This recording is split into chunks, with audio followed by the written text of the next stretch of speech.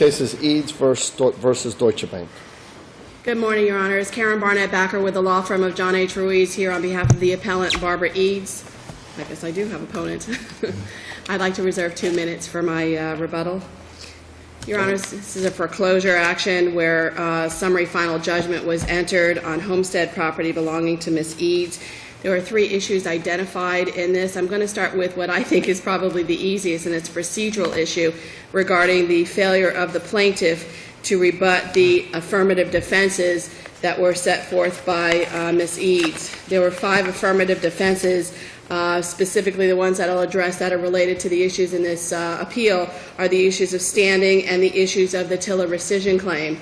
Under this district's case of Gray versus Union Planters, the plaintiff in this case did not file a reply, nor did it file any affidavits in opposition or to contradict or deny the affirmative defenses set forth by Ms. Eads. This court also... What were the affirmative defenses? I'm sorry, Your Honor? What were the affirmative defenses? There were 5 affirmative defenses. The first affirmative defense was the issue of standing, that the plaintiff in this case did not have standing at the time it commenced this litigation. There was an equitable estoppel affirmative defense, failure to satisfy the condition precedent. There was also an affirmative defense for attorney's fees. And the last one was the TILA rescission under 15 U.S.C. 1635 and Reg Z 226. 23. This court also said in the case of Hyde Shipping Corporation versus Concreto that it is well established that summary final judgment is appropriately only where each affirmative defense has been conclusively refuted on the record. None of that occurred in this case. And based from a procedural standpoint, summary judgment must have been precluded based on their failure to deny or refute those What is so offenses. complicated in this case? The bank owns and possesses the original note and mortgage, and it's clear that your client defaulted on the note and failed to cure the default. Your Honor, we're not discussing necessarily the issues regarding the default. We're not addressing the issues regarding the conditions precedent or the fact that she entered into a note and mortgage or that they claim that they had possession of the note and mortgage. And we understand that this court... Well, that was your affirmative defense, right? Correct, Your Honor. But what we're talking about here, and we were just here, I was here with my senior partner, and Judge Fernandez was on that panel. And Judge Suarez basically said there's conflict. There's conflict between this district. There's conflict between the 4th district. The issue here is not whether they had the note and the mortgage. The issue here is when they had the note and the mortgage. And the courts have been very clear. 4th District Court of Appeals basically said in a recent opinion in the Vidal versus Liquidation Properties, which also analyzed the McLean versus J.P. Morgan Chase case. The issue is when did that equitable transfer take place? And we believe that based on the evidence in this case and the record in this case, because I'm going to address the standing issue now since Your Honor brought it up. The issue is there were genuine issues of material fact. This case was filed on July 31st of 2009. Subsequent to that, with a lost note count, Your Honor, which claims we had it, we lost it, it was destroyed, but we have the right to enforce it, and we're the owner and holder of it. Okay, all allegations deemed true in the complaint. But then we have a situation where almost 30 days later, they file 2 assignments, both dated August 26 of 2009. One claiming MERS as the nominee on behalf of American Home Mortgage Servicing. Now, the original lender in this case was American Brokers Conduit, not American Home Mortgage Servicing. Okay, so how does MERS, as a nominee on behalf of American Home Mortgage Servicing, assign the mortgage to option 1? And then you have a second assignment, same date, signed by the same alleged robo-signers, and I'm sure this court is familiar with that issue, from American Home Mortgage Servicing as successor in interest to option 1 to Deutsche Bank, the appellee herein. Then after that, in January of 2010, on January 6, 2010, they do a corrective assignment from MERS acting as nominee, again, for American Home Mortgage Servicing. Nowhere in here is there any evidence that American Brokers Conduit, which MERS was acting as a nominee, assigned this mortgage to Deutsche Bank or to anybody in between Deutsche Bank and American Home Brokers Conduit. When the final judgment was filed, was the original note and mortgage filed and canceled? They presented the original note and mortgage at the summary judgment hearing.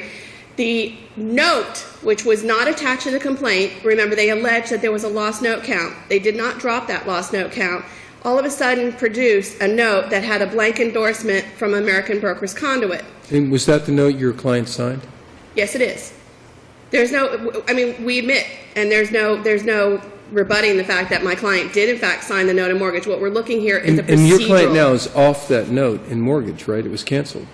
The note and mortgage were canceled, but what we're saying is that the entry of the summary final judgment was improper because there were genuine issues of material fact that precluded the entry of that summary judgment. Number one, whether or not the plaintiff had standing at the time it commenced its lawsuit. And under McLean, under Country Place, under Vidal, the recent opinion in Vidal, they did not, or at least there's evidence to support that, or a scintilla of evidence as far as the summary judgment is concerned, that they did not have that standing at the time they commenced this lawsuit on July 31st of 2009. And that alone, based on the opinions and the analysis that the 4th District Court of Appeals made regarding standing at the commencement of this lawsuit, that was not eliminated. That fact was not eliminated. And what was interesting is Judge Suarez actually said, but there's conflict. And we suggested then have the 3rd certify the conflict between the 3rd and the 4th. The problem is that the 3rd has not specifically addressed the issue as it relates to standing at the commencement of the lawsuit. It addresses in several of the opinion, and I've been confronted by Judge Schwartz on this, is they have the note in the mortgage, they have the right to enforce. We don't dispute that. But one of the things that we're taught in law school about standing is that it has to be commenced at, you have to have it at the commencement of the litigation, and it cannot be cured. That's the primary issue here. It cannot be cured. And there are too many issues of fact as to whether or not the plaintiff had that right to foreclose on Barbara Eads, regardless of her default, regardless of whether or not she signed the note in the mortgage. And the problem with our courts today is because of the overwhelming volume of foreclosure cases, the judges are looking at it and they're looking, number one, at the age of the case, and number two, if they have the note in the mortgage. They don't look at anything else. But your position is, obviously, I guess the bank, you would agree the bank has standing now, because they filed the original note. But it cannot be cured. You can't obtain standing after you have commenced a lawsuit. It's a void. The complaint is subject to dismissal ab initio. You can't cure it. But it could be refiled. Absolutely. And then we could go through a process and then ultimately end up with a same final judgment. Perhaps, same perhaps note not. being canceled, same mortgage being canceled. Perhaps, perhaps not, because there's another issue, Your Honor, and I need to address that here. Well, you're now at 8 minutes, so do you want to go into your rebuttal time? You'll be going into your rebuttal time. This is the critical issue, and that is the issue regarding the TILA rescission. Under 15 U.S.C. 1635, and I need to point this out because contrary to the appellee's answer brief, we did in fact allege rescission in our answer. And it was on page affirmative defense number 4 on page number 7 that specifically asserted the right of rescission. It's identified as defendant rescinded and or rescinds the transaction forming part of this lawsuit under 15 U.S.C. 1635 and Regulation Z 226.23. Let me tell you the significance of that. And the Vidal case addressed the statute of limitations issue because they claim that we didn't do it within the statute of limitations. The letter putting them on notice of Ms. Eads' right to rescind was on March of 2009. Okay, your client was rescinding the note and the mortgage? Yes, Your Honor, by virtue of a truth and lending violation, and let me point that out as well. There seems to be some controversy and some misunderstanding about a TILA violation when it comes to the disclosures. They claim she got the disclosure, she signed it. We're talking about the TIL form. That's the form that identifies the payments. But as part of the rescission, your client would then have to return the money your client borrowed. That is not an accurate statement of 15 U.S.C. 1635. The tender is contemplated as either a return of the property, and the bank has to return the finance charges, the down payment, the commissions, the brokerage fees. Okay? But the problem is the bank did not respond within the requisite 20 days, and it acts as an automatic termination of the security interest. That is the affirmative defense that created a genuine issue of material fact. That, in and of itself, alone created a genuine issue of material fact that would have precluded summary judgment because they did not defend against it. They did not rebut it. Your Honors, I will reserve for my rebuttal. Do I still have a minute? You don't have any more time, so we'll now hear from the appellate. May I ask for my relief then? I would ask that the court reverse the entry of the summary judgment and remand for further proceedings. Thank you, Your Honor.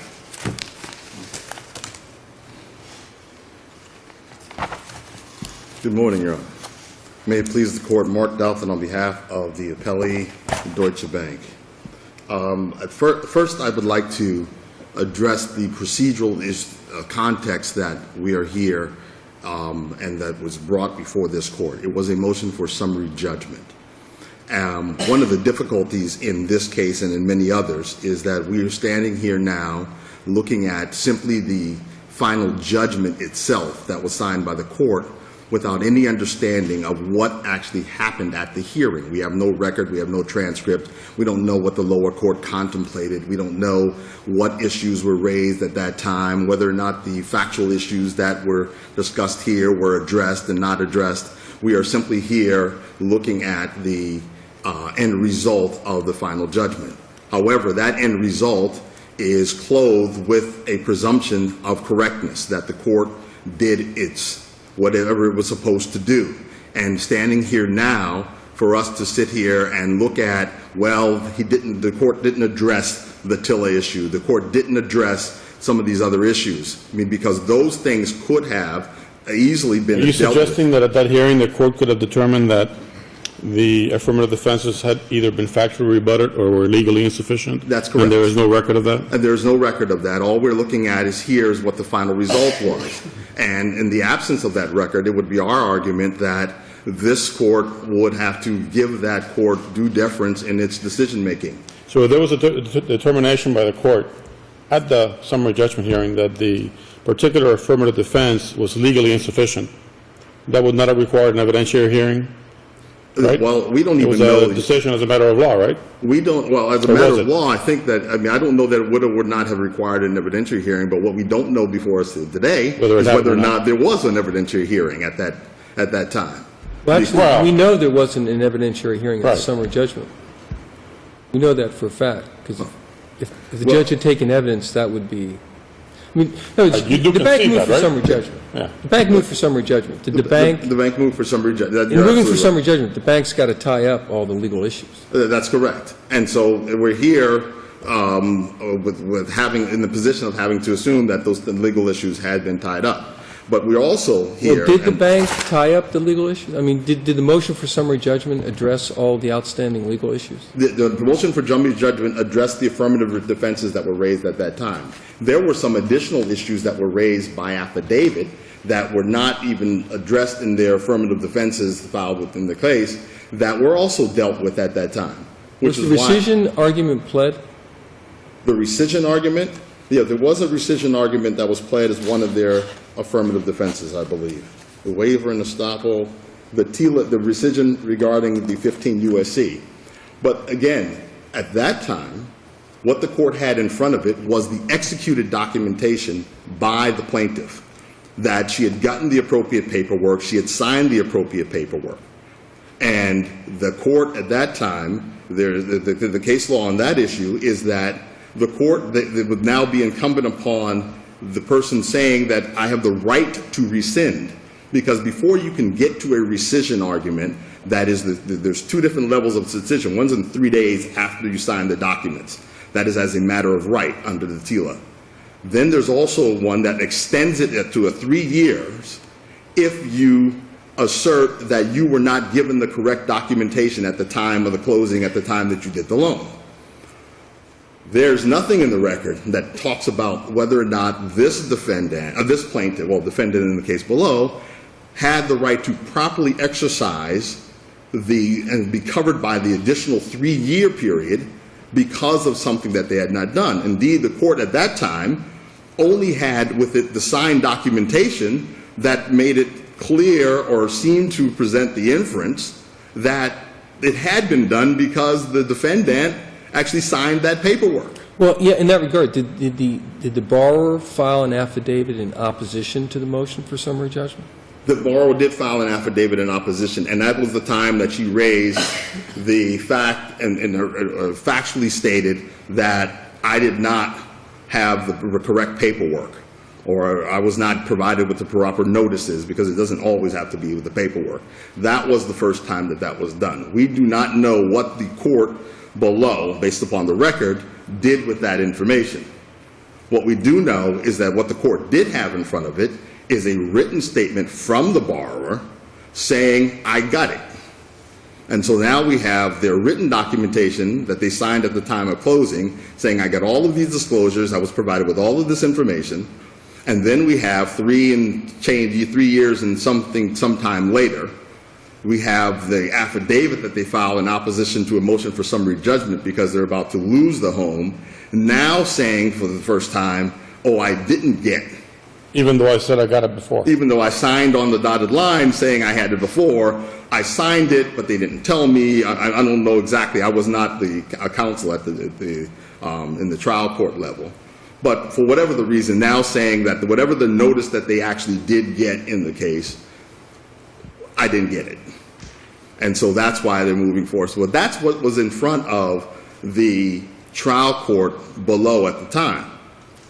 And so we are standing here now trying to look at this issue of whether or not the assignment was done on time and whether it was a retrospective assignment.